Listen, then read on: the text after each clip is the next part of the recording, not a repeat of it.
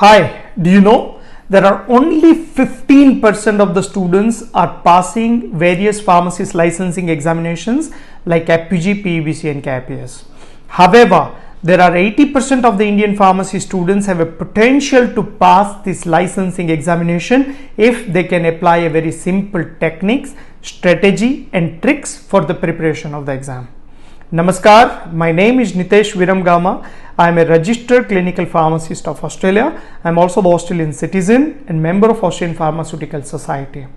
I am also the member of American College of Clinical Pharmacy, and for last 13 years I am working as a specialized pharmacist career coach and mentor. So I have designed a special power-packed workshop. During this workshop, I am going to share my journey, experience and learnings with you so you can make an informed decision about your career.